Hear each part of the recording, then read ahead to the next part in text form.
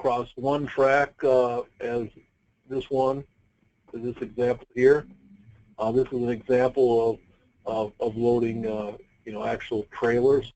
Trailers and containers actually operate the same way. However, when you're out picking up, all the containers are picked. Sometimes you'll hear refer to the top pick. They're picking them from the top, whereas a trailer, like this shows here, where the wheels are actually attached to the body of the trailer, is bottom pick, and they have these extended arms. Generally, the intermodal terminal operating guys would prefer to only have one or the other, so they, it slows down the operation when you're mixing and matching.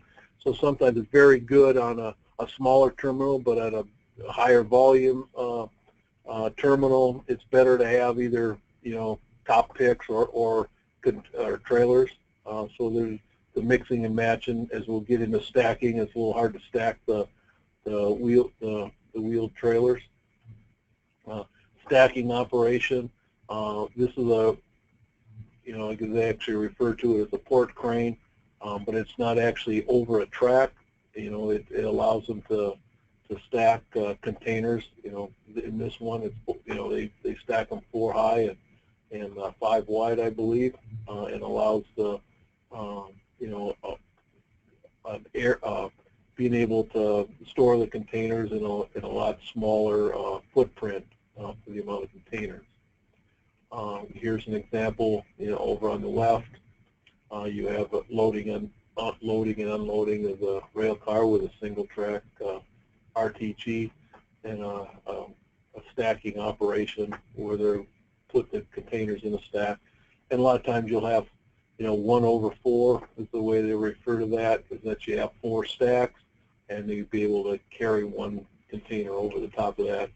And you could actually put a 5th container here, but then obviously you can't move the container from one side to the other.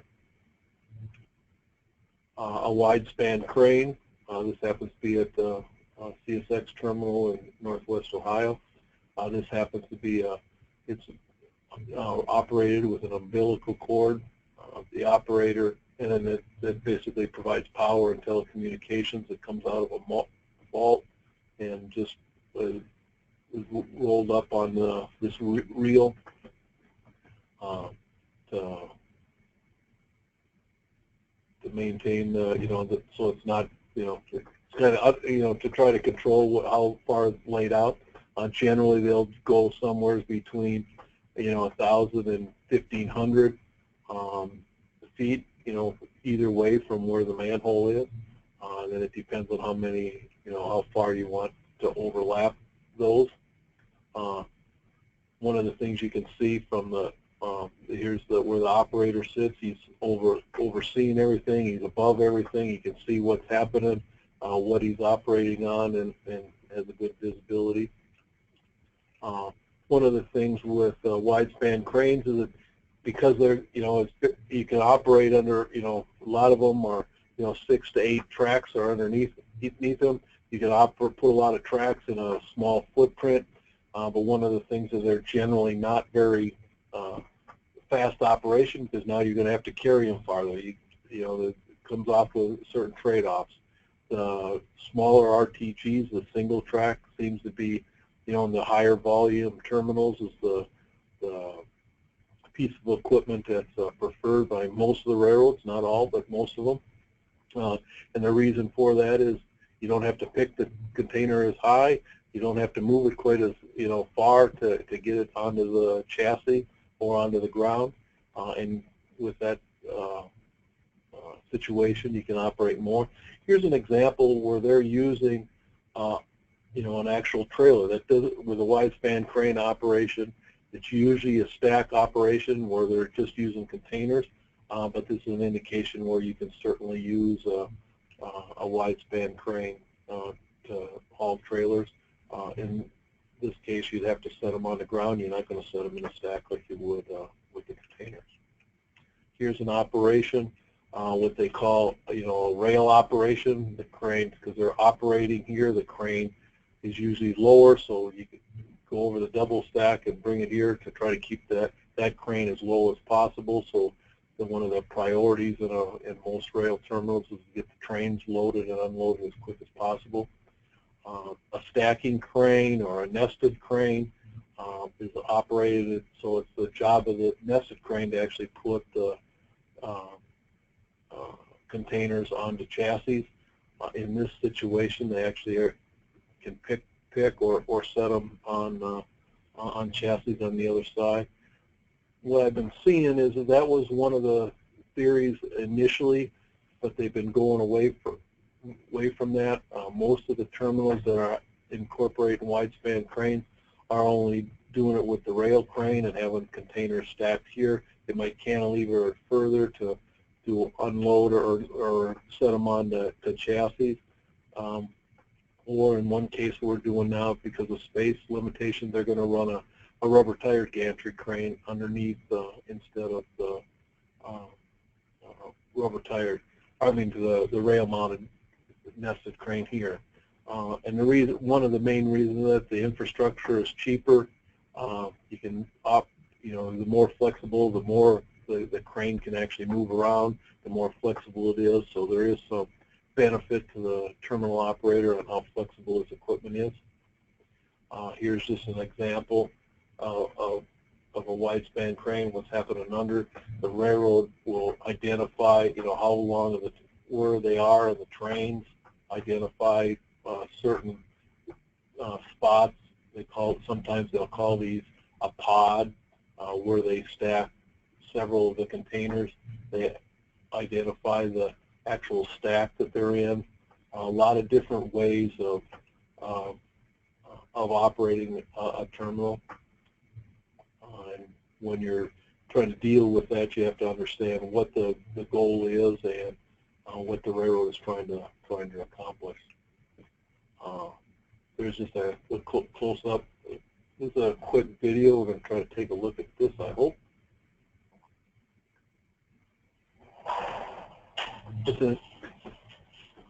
It's a video that's showing the Northwest Ohio terminal.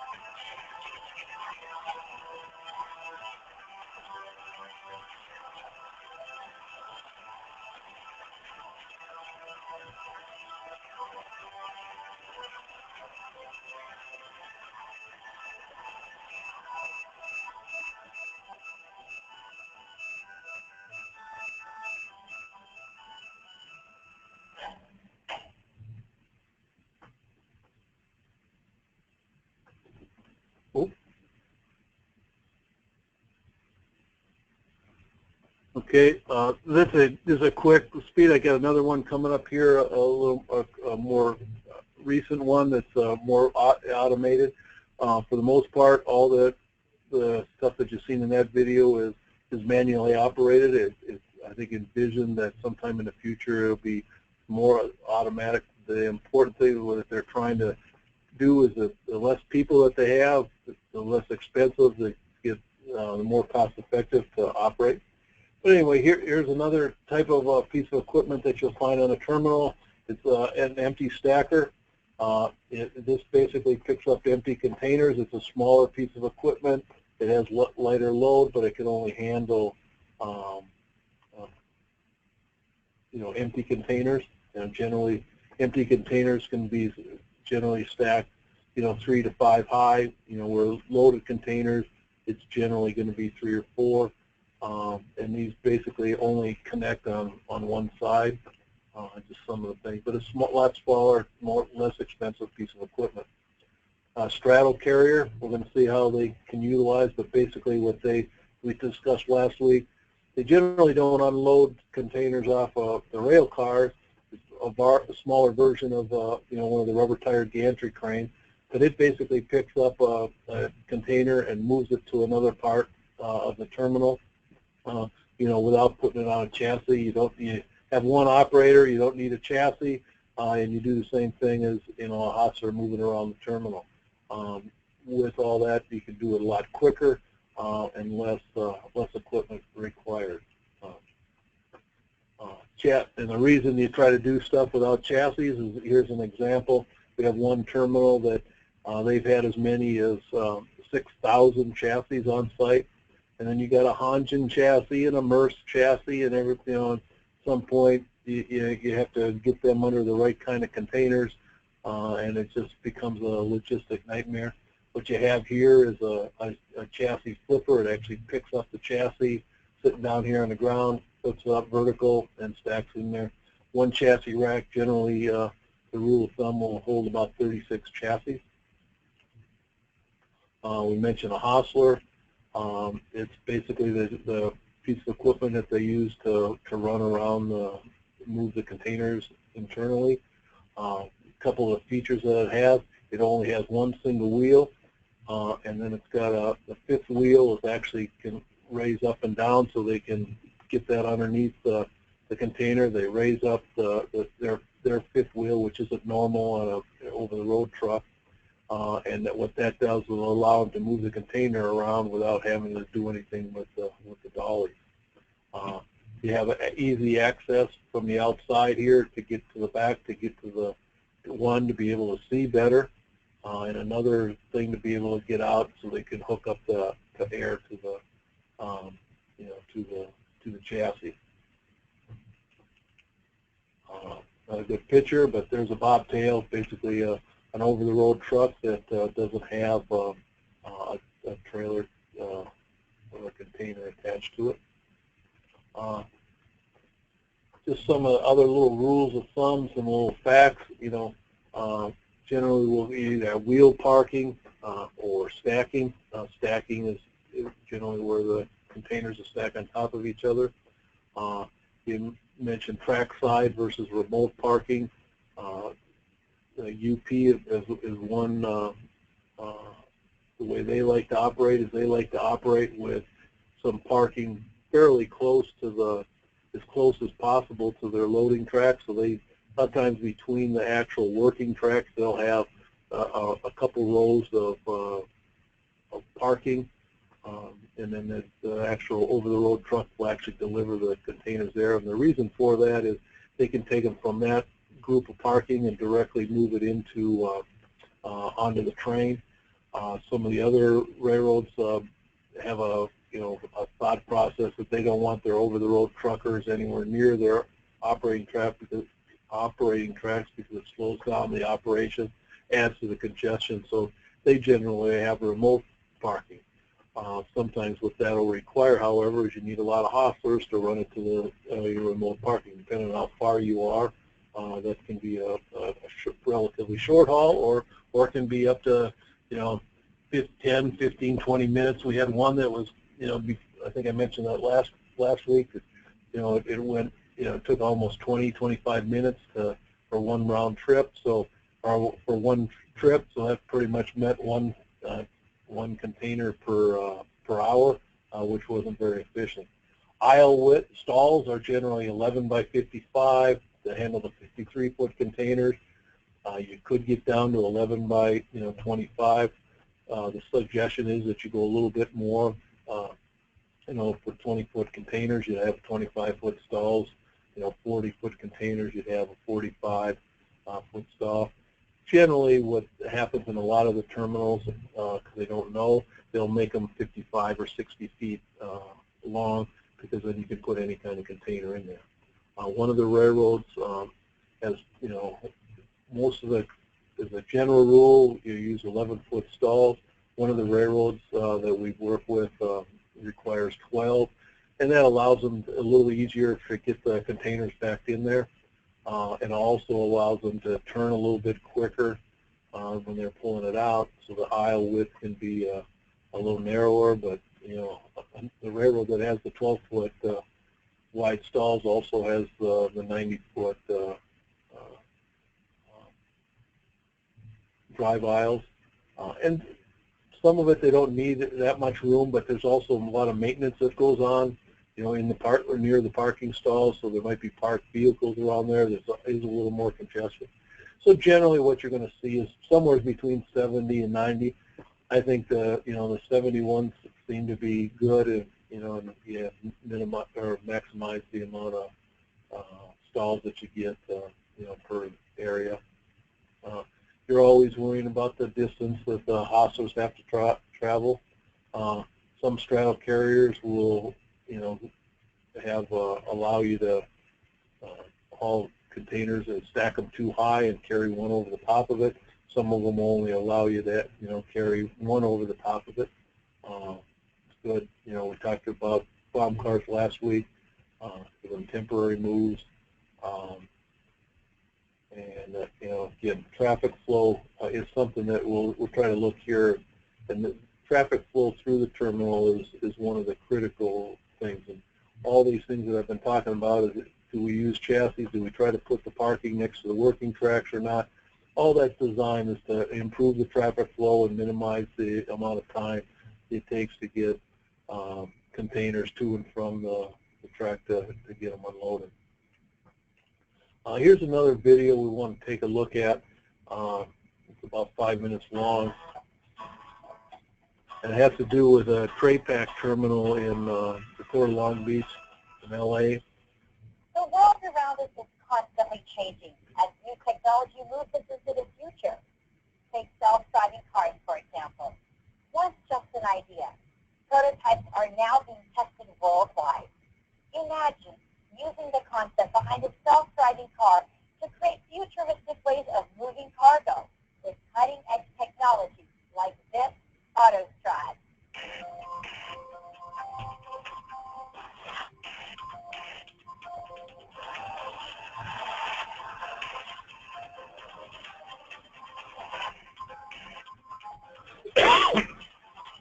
This is just one component of the innovative technology that has created one of the most efficient and advanced automated container terminals in the world, the Tray Pack Terminal at the Port of Los Angeles. When a cargo ship is at berth, containers are unloaded from the vessel using a traditional operator ship-to-shore crane. AutoStrad then takes over and transports containers from the wharf to either the waterside transfer area of an automated stacking crane or to the rail buffer storage area for the on-dock rail operation. The AutoStrads are guided by thousands of magnets embedded in the terminal, along with lasers and eGPS, working together to navigate and monitor movement. This complex magnetic system technology is the first of its kind in the world. At the waterside transfer area, containers are delivered by the AutoStrad. Next, the electric-powered, rail-mounted automated stacking crane, otherwise known as ASC, place the containers into a stacking block. The ASC stores and ready import containers for truck or rail use.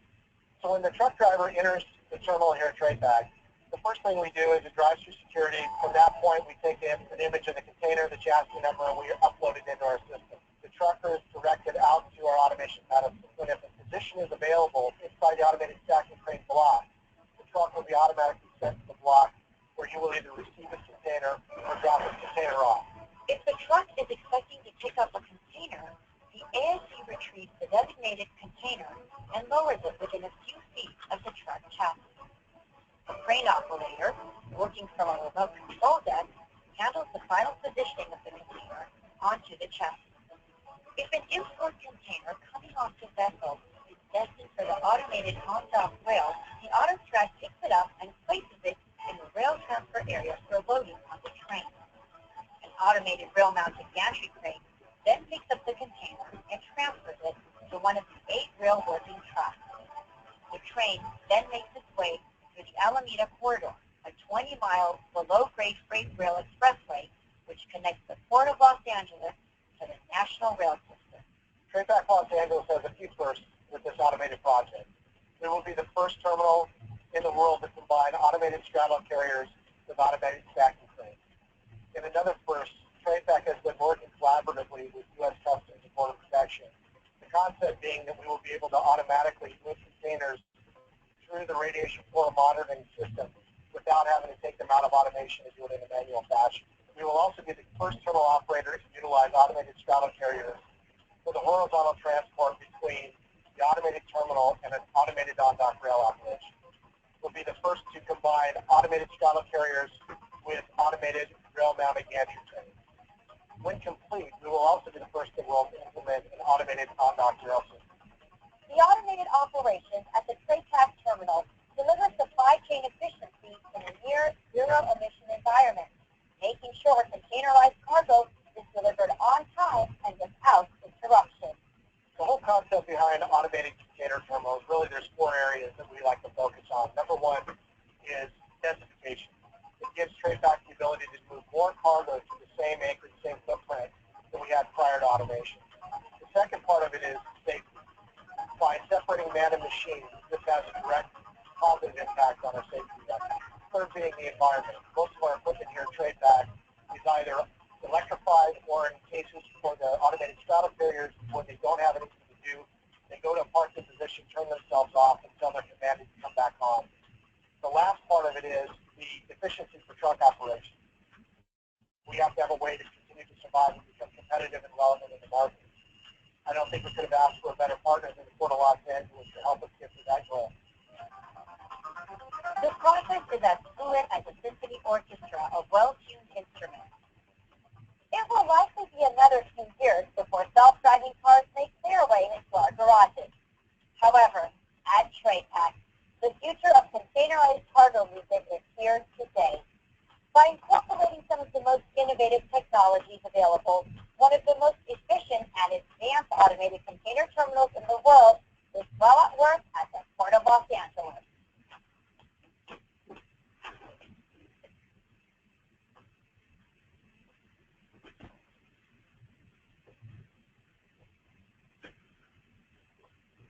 That's kind of where everything is going. Right now, it's still fairly expensive.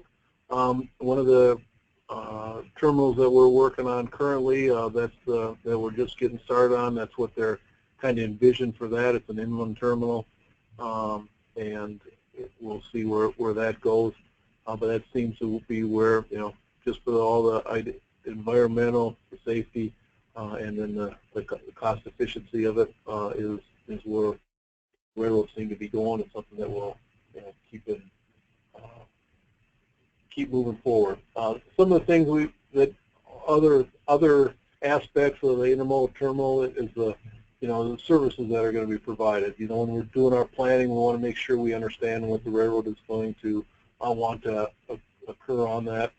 Hostler maintenance, crane maintenance, trailer, container, chassis maintenance. How is this going to be done? Do they need a place, a designated area for that? How are they going to proceed with that? How are they going to do fueling for the cranes and the hostlers? Telecom. Telecom is an extremely important part. As you see with all them containers and things running around a terminal, communication and being able to know where that piece of equipment is.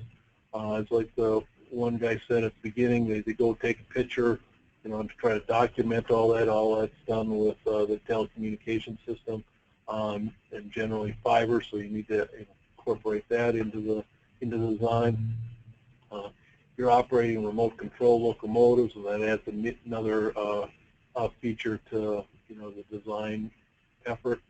Locomotive repairs, are they going to make they do repairs in the yard, or do they take them to another local diesel diesel shop and yard where they do more heavy repairs? What kind of rail car repairs do they make? Some of them they do on the ramp, on the working track, like changing out wheels and stuff. They do that right on, and some of the smaller repairs they do right on the ramp track where the cranes or the trains are getting loaded and unloaded. The reason for that is it takes a lot of effort and time to switch bad order cars out and then put them back in the train. So if they're small and minor repairs, they try to do that right on the ramp. The train stays there all put together, and you don't only have to handle it once. A flip pad, compressed air. We'll show a couple examples of that. A flip operation is generally taking a container and putting it on a new chassis. Sometimes the chassis will be damaged after they think it's all right, but then once the over-the-road trucker gets connected on, the brakes might stick, or there might be other repairs that need to be done. Sometimes it'll just be a matter of putting the chassis on, putting a container on the right chassis, right kind, what pool the chassis is in. A flip booth that's in one location is that they use that so they can better organize and the flip operation. Generally, what it requires is somebody to bring a chassis, a container out there with a chassis on it. They pick the container off and put it on another chassis. So there's 2 trucks generally involved in that. And then in this location, they put this because they actually, it's one of the services that the railroad provided, was to flip it and move the container to a different chassis in some cases. And that's all they're doing. The railroad thing comes in. He's not delivering it. It's just a service that they provided, and this is to help facilitate billing of that effort. Another one is a scale. As we mentioned a little bit last week, one of the outbound commodities that the U.S. sends out of the country is grain, and one of the things is that grain can get pretty heavy inside a container, and they can consequently overload it. So the one railroad that we were working with had a couple of incidents where they actually picked up the container and they broke in half because there was so much grain inside, and obviously it spills out over everything. And from a safety standpoint, to clean up and all that, that they want to periodically check some of these guys just to make try to keep them on and keep them within the weight restrictions. Locomotive maintenance area. Here's a track with, generally they'll have 30-foot track centers, so you can get a fuel truck down there or some maintenance vehicles. This locomotive facility, for the most part, they just fueled and sanded locomotives. They did have an inspection pit that they could actually use and do some of the minor repairs and inspections, so they don't have to bring it to another more elaborate facility. Here's a picture of the inspection pit, direct fixation. You got lube oil, water. These things here was a means of wherever the locomotive was stopped that they could unload some of the contaminated fluids that are collected on the locomotive and put them through treatment. One of the things that was interesting on this one is because the pit was 400 feet long, and with the locomotive on top of it, they wanted to make sure that if there was something happening here, like a diesel tank ruptured or something, that the people would have a quick way out. So in the middle, they had an access stairway. Buildings. We're going to have an admin building, gate operations. Basically the command center, the hub of the terminal. Maintenance facilities. you might have a different terminal operations, train operations, where the trainmen are going to get their orders, where they have their lockers, where they tie up and get their instructions on what they're doing, either for the local switching operations inside the terminal or the trains that are actually going over the road. The train crews will start at that location.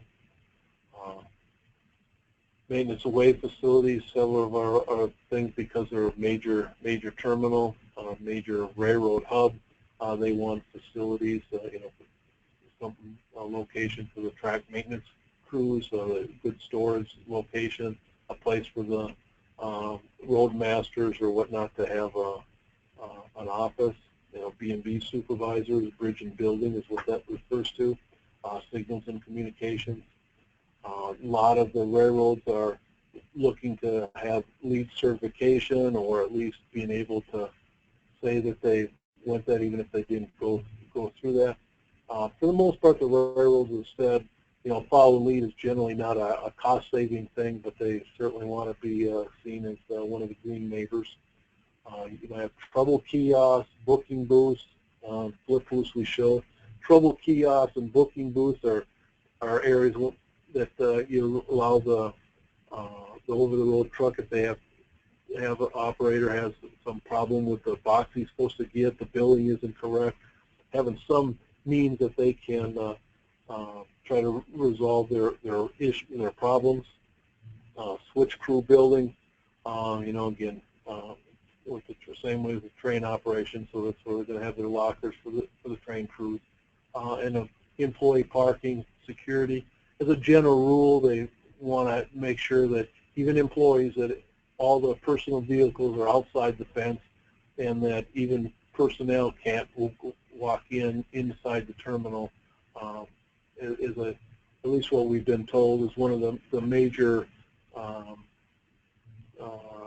things for theft is actually employees. One of the things along with that is that most of the personnel that is on our intermodal terminal are not necessarily railroad employees. They have service partners. We talked a little bit about that last week. Either for operating the hostlers, operating the cranes, doing the maintenance. Generally, they're all service providers that are hired by the railroad, just like they do with consultants. Special considerations, solar power, trying to be as green as possible. Drainage considerations. Drainage is drainage, but when every parking stall is critical on an intermodal terminal, what kind of detention, where is that detention is going to be located is extremely important. As we mentioned before, or last week, is that this isn't a drainage project, so everything has to be geared towards the purpose that we're going to, or to be used for. Same way with drainage. Well, how are we going to do that to minimize the impact on the terminal? Wastewater treatment plants. Sometimes some of the railroads, one in particular, has an industrial wastewater treatment plant.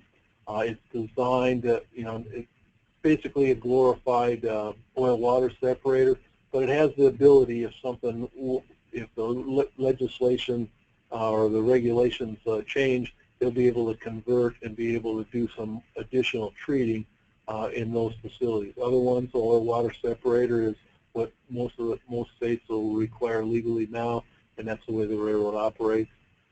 Power backup systems, and making sure that you understand what needs to be backed up. You have an uninterruptible power source, a UPS sometimes, and generators. Sometimes it takes a few minutes to get the generator on, so some of the important computer functions, will stay, powered while the generator kicks in. And we'll talk a little bit about HES, computer, and the need for, the computer equipment. We're finding that sometimes it's starting to get the electric or the computer equipment is either getting smaller and giving off less heat, but when we first started this, especially when we went to some of the first AGS terminals, which, the servers and stuff, communication buildings generated a tremendous amount of heat. So meeting cold requirements for air conditioning in telecommunication rooms was way under adequate, or way less than adequate, and that's just something that we have to make sure that all the people working on the terminal understand. Sample design. We've done a couple. On our first job, we did a design criteria manual between us and the railroad. The railroad engineering folks had us do that, and his main purpose there was to protect himself from his operating guys. That so why did we do all that question? So why did we do this? And so that was all documented when the decision was made to do stuff. Everybody has their list of what they want to do, but that usually quits to what we can do and what we can afford, and that they want to be able to document that. CSX has a lot of specific details. The UP provides generally a specific design criteria manual with each one of their projects. A lot of it's duplicate, but they do throw in a few unique things to each one of the terminals. Defining the track centers, like we were pointing out, are you going to use the RTG that goes across one track, or have a two-track one? The double-track ones, there's generally 30 foot between the tracks, so the two small RTGs can actually pass without hitting each other on a concrete platform between the tracks. When you have a double wide RTG, them tracks are generally at 15 feet. All has to do with what the frame that the railroads feel is most advantageous. And then also on the support tracks, a lot of times, generally 15 feet is the minimum that you're going to want to go, but sometimes they'll need inspections between, so we went up to 25 or 30. And then did a paved road or run on the sub-ballast, so they can do inspections between the receiving and departure tracks, making up the outbound trains. A lot of times in the support track, just where they're going to park the trains temporarily, them generally will be the ones that are at 15-foot centers.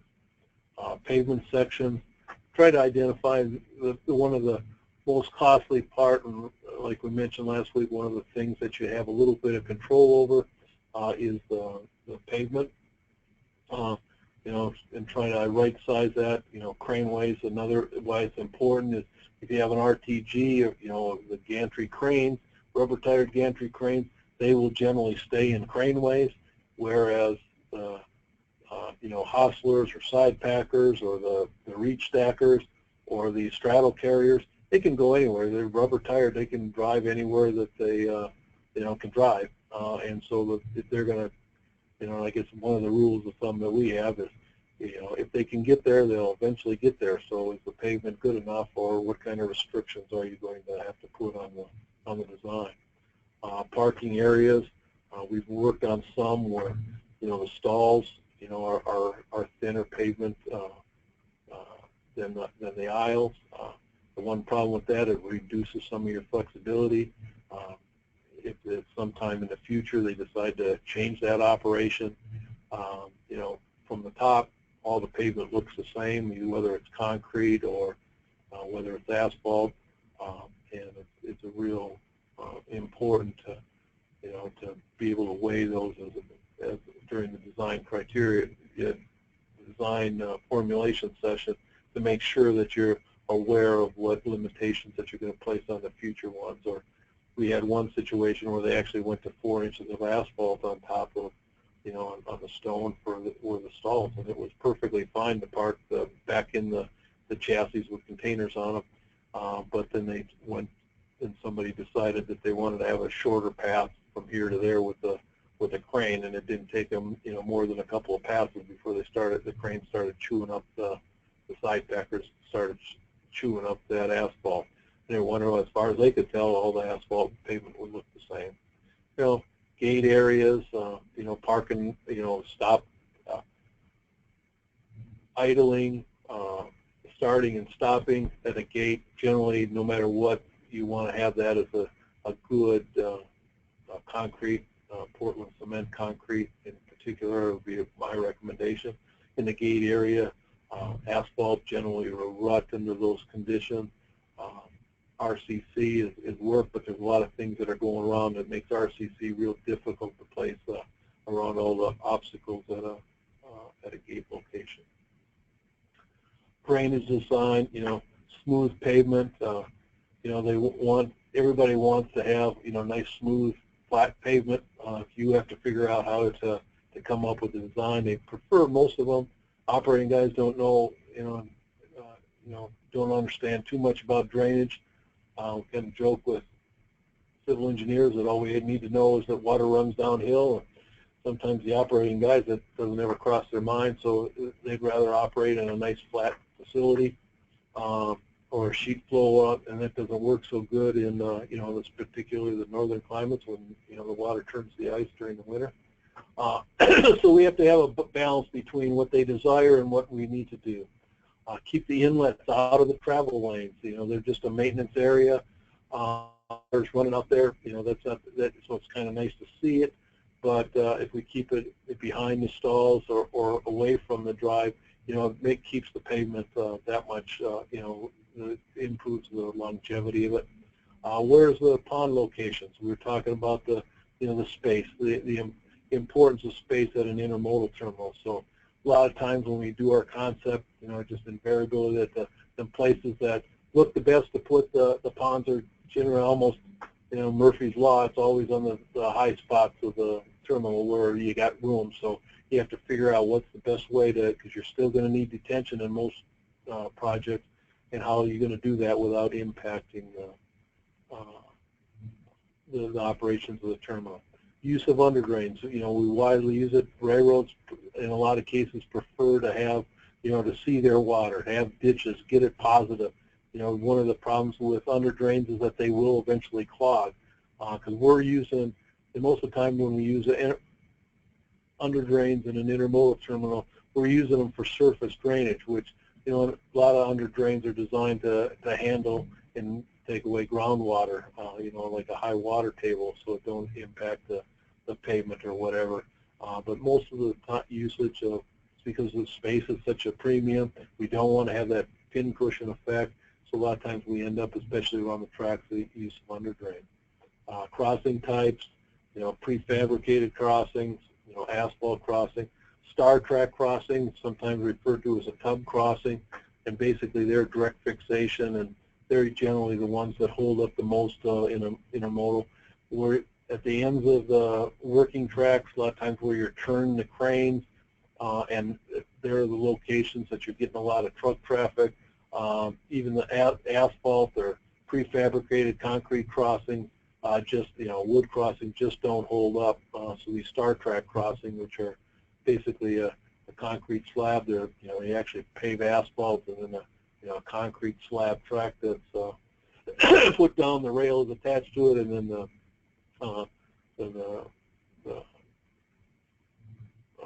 panels go in between the rails and in the field side, and it provides us a real stable crossing. One of the other things that at the crossings we got to be aware of is that the rail, generally they're going to want to put the top of rail at about 1 to 2 inches above the edge of the pavement. And one of the reasons for that is when they change the change the wheels on the car, they'll actually put a forklift underneath the rail car with jacks on it, and it'll jack up and you jack off the rail. If the concrete is higher than the rail, you'd be jacking off the concrete. The concrete generally doesn't hold up.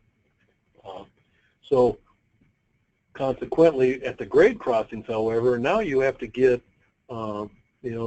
it needs a transition to get up that extra 2 inches. And so some railroads want during the body of the track, they want the top of concrete right at the top of tie. So at the crossings, you have that transition and how you're going to do that. We had one railroad that actually had us dip the track down to 2 inches at the crossing. I'm not real keen on that idea, but being a track guy to begin with, kind of it just seemed like even though the train, not a problem, the trains are going slow enough, but all them dips just didn't seem to be contrary to everything I learned. But that's what the railroad wanted, and so that's what we provided. Track design, CWR, concrete ties is becoming more and more prevalent. Steel ties is one of the more cost-effective in the body of the tracks. Some railroads are staying with wood along the for the turnouts and for the leads, and mix and match. And it's just the important thing is the tie selection has an impact on grading. With the steel ties, the depth of ballast is going to change. You might, with concrete ties, the amount of sub-ballast, will change. So you need to take that into account. It's just, it's not interchangeable. It's one of them decisions that needs to be made as early as possible. Access roads, how are they going to be drained? Tracks out in the middle of the railroad yard, drain without under drains, and even when you have under drains, they don't last very long because they are easy. If it's not a paved surface, the under drain, no matter what you do, will get clogged up at the top, and the water will start ponding, and when that happens, it just begins to deteriorate. Electrical design criteria, distribution at 15 kV or at 480. We've had some. I've seen several. The ones we do, almost all are medium voltage. At 15, it's generally 12.47 or 13.2 or something. They generally call it a 15 kV class. It's a medium voltage. It's easier to distribute through the terminal.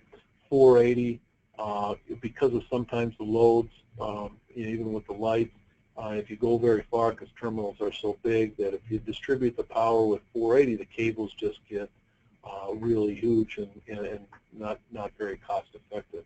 So if you're going a long ways, the higher the voltage, the better. So them are things you want to take a look at. What types of lights you're going to use. Regular lights, high pressure sodium is what a lot of them use. Metal halide, they use that in the auto terminals. They're trying to go to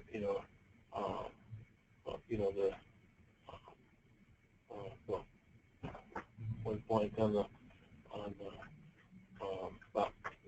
looking at different types of lights to try to minimize the cost of the power.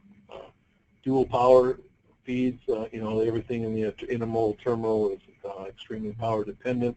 So especially the gates, if you got electric cranes, so they want dual power, backup power in case you need that. Wide-span cranes in particular, because they're generally going to be power operated. So if the power goes down, the terminal, shuts down. So you have to be careful. Other things you got to find wind socks, so that way so they can tell how much wind is blowing around the terminal, and so the operators have a little better sense of what for safety they have an idea of, so they're not surprised that in which direction the wind is coming when they are holding the the container up in the air.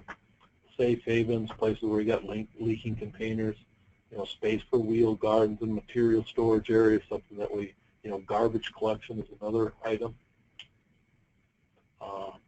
Disposal of the topsoil. Burying the topsoil is one way, and basically digging up clay, and then putting it berm. Off-site disposal gets real costly, especially if you have to haul very far. Even if you don't, the dump fees are extremely high.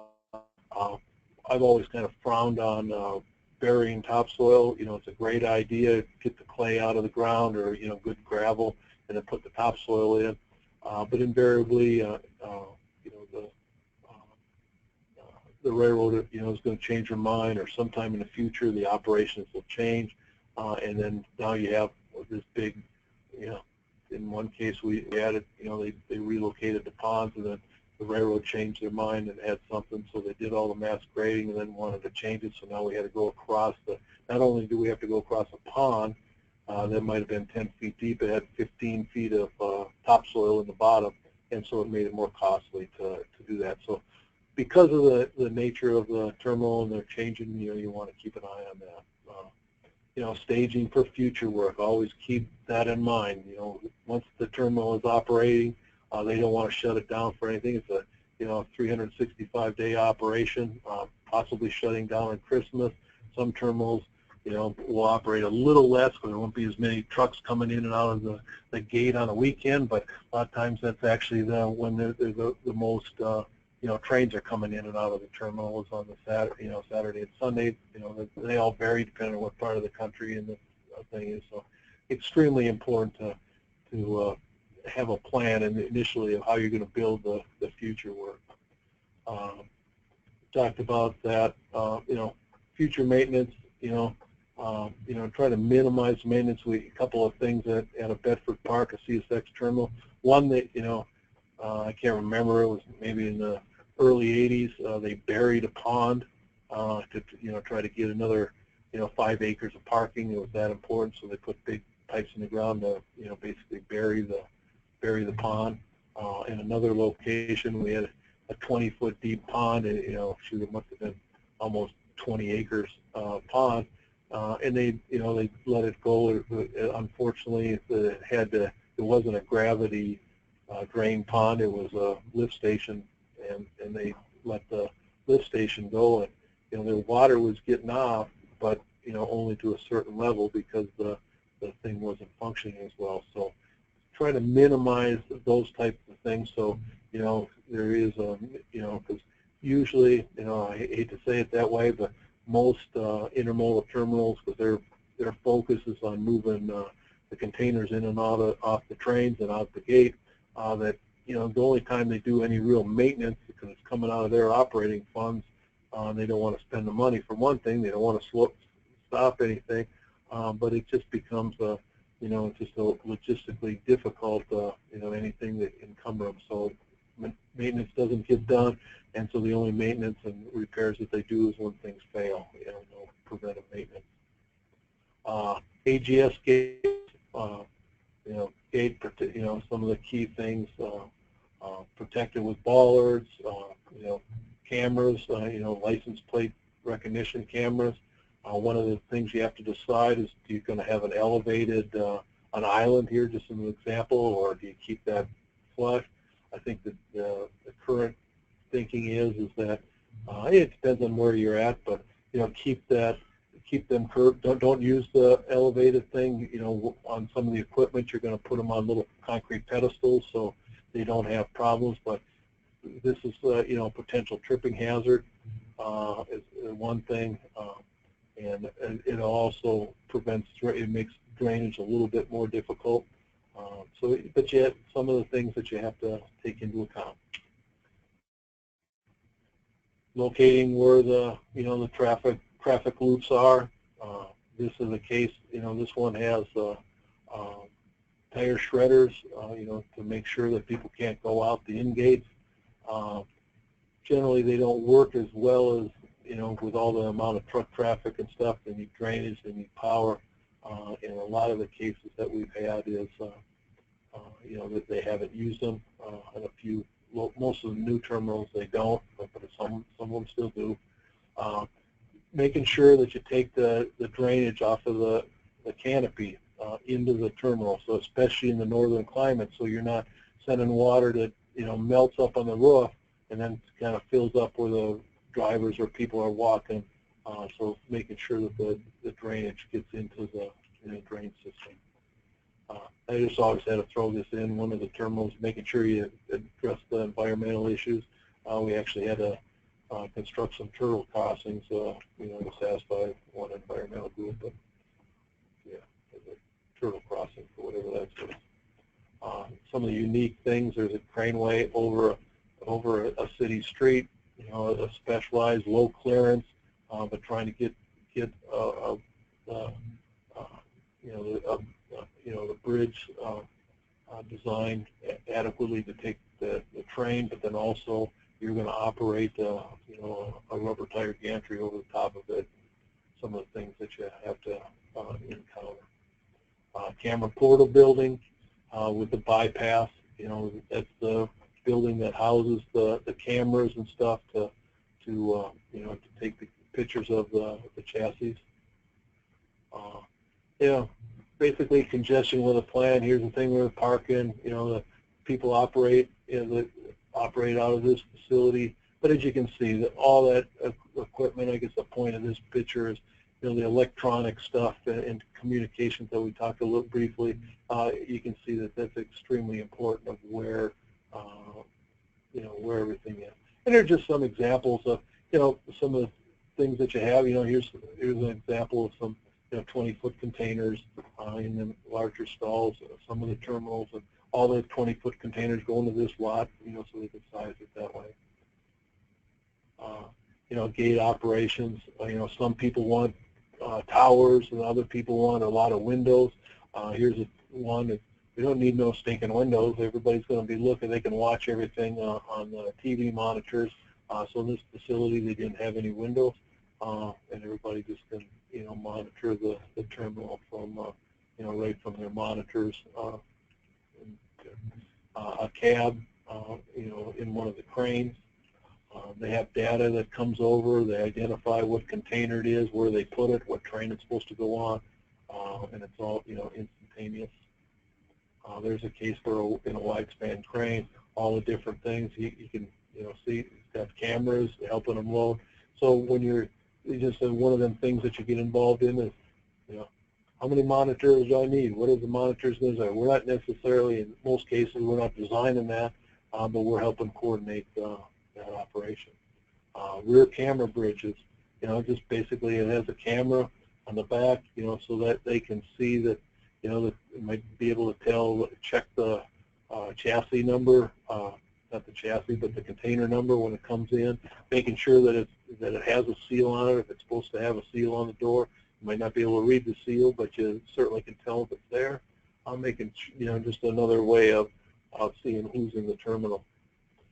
Instead of a bridge, one of the more cost-effective ways is what they call a T-bar.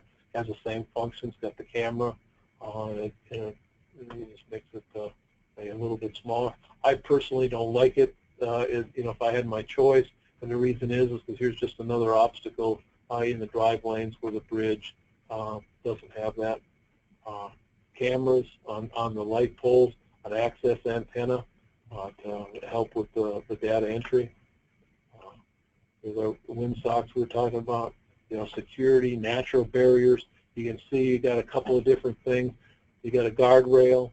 Part of the reason for the guardrail is double protection, but part of it is to make sure that they don't back into the fence and try to keep that a little, give a little, that's really what it's for. But having ditches, because if somebody wanted to steal a truck, they can, smash through everything, but it's a little tough to get a trailer out that way. So having berms or ditches around your terminal, your moat around your castle, just make it, it's a little soft thing. It's berms, and you got to get rid of the topsoil, so that's one thing. You need drainage for ditch, so they serve dual purposes, security as well as the drainage thing. Here's a berm, you get waste in the topsoil. Passive controls. This allows keeps the trucks out from going this way. They blast through here. Keep the the honest folks out. That anybody can just break through one of these small tollway type gates, but generally people don't, and it allows you to know who's in your terminal. Then we talked about wheel gardens. That's what a wheel garden looks like. Where the wheels are going to be spotted, so you need a space. I think the important thing here is to understand that you need space for a lot of these different things. And here's just an item that I just wanted, everything, remember that everything needs a space, and sometimes we, even though we're aware of that, somebody put that, the center line was right on the curb, okay, that's out of the drive lane, but, somebody forgot that there's a little foundation, and, so the ideal situation would have been for that obviously to be outside. I'm going to try a couple of these, and we're almost done here. Just some of the modeling that we have the capability of doing. And this happens to be a major intersection into an intermodal terminal. Wasn't signalized. We're trying to figure out how we can, fix that. But these are just some of the things that we can do. When you got traffic backing up like this, that's not acceptable. Nobody wants to wait, especially when they're coming into a terminal. Safety issues as well. But we can use these models to try to understand what's needed. Another type, and I'll try to go through these a couple. This one, models. This happens to be a Jamaica interlocking. It's in New York City. One of the in New York City. The commuters coming into the Jamaica station. So it's a little more complex, but that was trying to, here's all the trains and where are they and how is they going to do that. But we can do that same way in an intermodal terminal. Ooh. That was good.